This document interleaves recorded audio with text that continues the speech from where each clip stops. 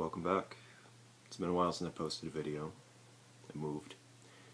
That created a lot of chaos and inspired a lot of time to not be able to sit down and do one of these. Nonetheless, there's something that I wanted to talk about. In particular, it was a message that God gave me for the house church that I co-lead. And I wanted to throw it up here, more or less, just because it's something that we all run into, and it's something that the church honestly really mishandles. And to anyone who ends up watching this, I hope that you will take away from this something very important. And that is the management of conflict between people. I'm speaking on an interpersonal level. I'm not talking about on the grander scheme of things. I'm not talking Chick-fil-A and Phil Robertson. I'm talking dealing with the arrogant guy who runs off the mouth at the small group all the time. I'm talking trying to talk to the people who don't want to listen to anything in the Bible, but instead keep running off on ideas that are of the world, so to speak. I'm talking about those kinds of things. Now, just to lay it all out for you really fast, I'm going to try to avoid the examples because I'll just start rambling. There are too many to go on. There are some that are really asinine, things that we shouldn't be fighting over, things like leggings and Christmas trees. They're not important. Then there are things that we should be fighting over. Well, things that we should be talking about, to be more specific. But I'll touch on that in just a moment. And those are things like the nature of Christ, things like the idea of what exactly it looks like to follow him, the concept of having a relationship with him versus being religious, things like that, things that we should be addressing with each other. So, and then there are the smaller things like simple miscommunications. Now, as far as the issue of, say, somebody wronging you, Jesus gives very specific instructions on how to deal with conflict in the church. Interpersonal conflict. Conflict with the church at large. Doesn't matter. It all applies in the same way. And you find that in Matthew 18. Christ very specifically lays down the steps. First, you go, let's say your brother wrongs you. First, you go and you talk to him, personally, one-on-one, and you try to fix it. Now, if he doesn't repent or you can't reach an agreement, then you go grab 2 witnesses, or more, 2 or 3, something like that, just a small group though. And then you go to him again, and you try again. And if you get the same result, then you go for the 3rd time, which is you take it before the entire church. If you get the same result when he's taken before the entire church, if he's still unrepentant, if he's still justified, if he's still whatever, and you are wrong and he is right, and what he's done hurts you, or is wrong, according to the group of witnesses, then Jesus just says treat him like a tax collector. Which means, quite simply, just have nothing to do with him. Don't talk to him, don't mingle with him, don't speak to him. Have nothing to do with him. The reason being for that is, quite simply, you need to make space, because obviously this guy's toxic. Not only in his own walk with God, but also in his handling of circumstances. It happens. You can't always save people. In fact, if you're a Christian, you should understand that you can't save people at all. And that's not just a euphemism or something that we throw around. No, legitimately, there is no salvation through men. It's a very important lesson that needs to be understood quite clearly. Only Christ can save the soul. If you think otherwise, you're wrong. It's just the reality of it. You wish to look at the scriptures? You're not going to be proven right in that stance.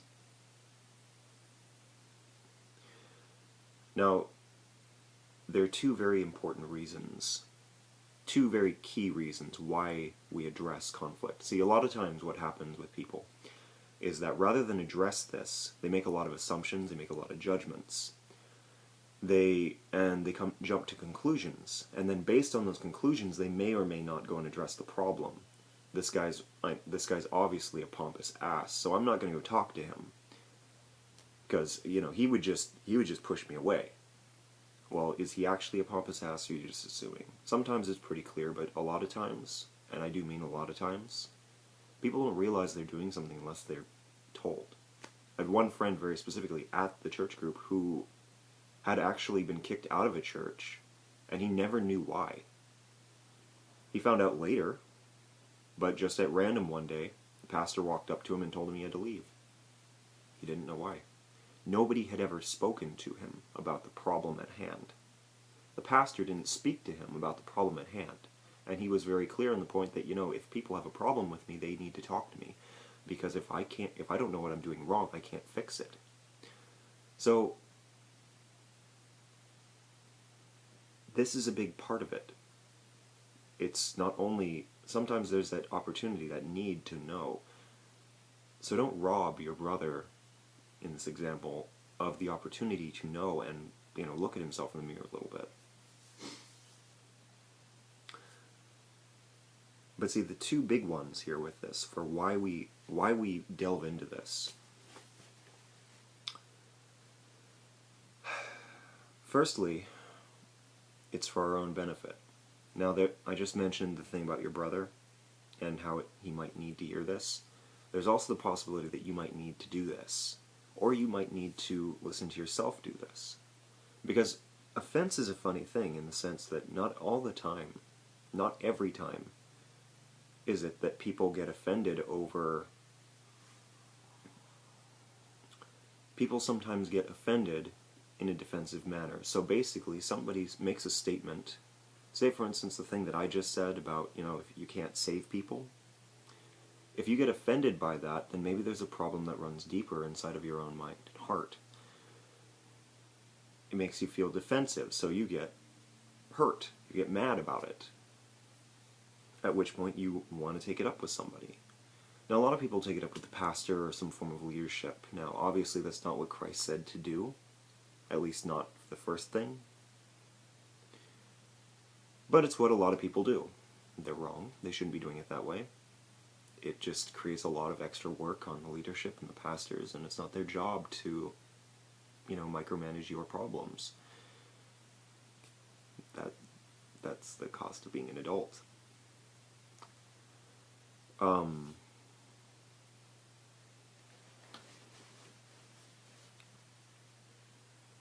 So quite simply, it becomes a matter of dealing with this yourself. And sometimes the reality is that you're wrong. You got offended because it hurt something that you viewed to be important, and then if you talk to the person, you'll find out that actually what this is really about is that you felt bullied.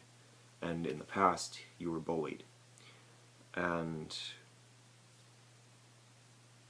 it wasn't the person's intention, it wasn't in any way, shape, or form their heart or desire to do this to you, but they did. And the only reason that you can come to terms with that is by having that shown in your face. A lot of people have a tendency to project old problems onto other people, and it makes them offended over nothing.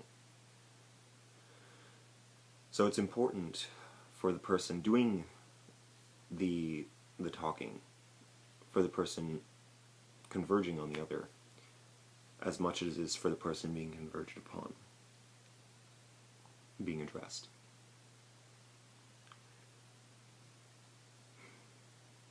Sometimes there's simple miscommunications. Sometimes it's just a matter of somebody said something wrong, or it didn't come out right. They thought they made their point, or sometimes people use different words for the same concepts. And it's important to communicate with each other in order to reach a greater understanding of what each other is saying. You can't have relationship when there's a language barrier. The only way to get over that language barrier is through understanding. You listen, you talk. You listen, you talk. And you come to understanding. And hopefully the issue becomes fixed. The other part of this is a preventative aspect. And I'm still in that first point about it being for us. Aside from the mutually beneficial edification things, could be this guy, he needs to know, could be you, that you need to realize there's something going on. The other part of it is that, this is to stop things from getting worse than they could. And what I mean by that is that, I talk a lot about roots, about root causes for problems. A lot of people struggle with things like bitterness and depression, anger. And in the case of bitterness, for example, a lot of that comes from resentment. A lot of resentment comes from issues that have no closure. Wrongs that feel like there was never any justice for them. And as a result of that, a lot of people run with that. They hold on to it because they don't address it due to the fact that, they assume the person's going to be a douche or whatever. They don't address it, and then they run off with it, and they hold on to this stuff. And it hurts them, and it continues to hurt them, on and on and on endlessly. But then, and that breeds resentment, and from that resentment, they start to make justifications about people in general. And when they start doing that, they start to become bitter. And this incident with this one person becomes one of those root causes for the bitterness that drives this person away from the church, away from Jesus. And it's all over this little tiny thing. But see, it's not just the little tiny thing. Usually there are lots of little tiny things. And in the case of this, what we're trying to do is you go and you address the problem as fast as you can. Obviously there's time to cool down, and that's necessary. But at the same time, it needs to get dealt with as quickly as possible. That way it can be fixed, that way it doesn't become anything bigger. Now, as far as the bitterness thing, that leads me up to the second major point, and that is unity in the church. See, one of the most important things for the church is to be one thing. Jesus prays about it in John 17, about our understanding of our unity with the Father and with each other through Him. And the reason for that is its strength. See, together Christians are strong. We work together. We complement each other. If one person is gifted in prophecy, they may not be able to be a pastor. Prophets usually make poor pastors. Pastors usually make poor prophets. They care about the feelings of the people, so they want to make them feel okay. Prophets do not always care about the feelings of the people. They care about the truth. And together, they cover each other's weaknesses as well as complement each other's strengths. That's how the church works at large. Ideally. Now, if there's division in the church, obviously it can't do that. In fact, it creates cracks in the armor that the enemy will utilize to come against us, and Satan's very good at finding weaknesses. I can tell you from my past as a Satanist, that's one of the key things that he taught me in order to look for to bring people down and destroy them. And if we're allowing petty squabbles to stand between us and God, then we're allowing for weakness to exist. See, if we can't reach agreements, then we can't come to terms, and we can't function together, we can't live together, we can't be strong together. This is the aspect at large that needs to be looked at, is that, this hurts us. This hurts us all.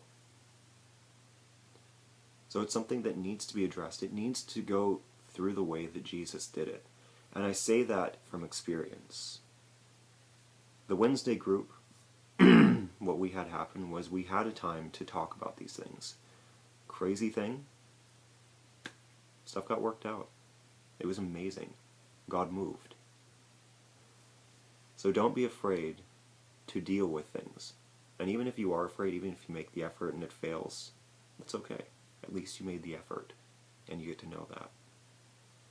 So know that, and go with God, and take this to heart, please.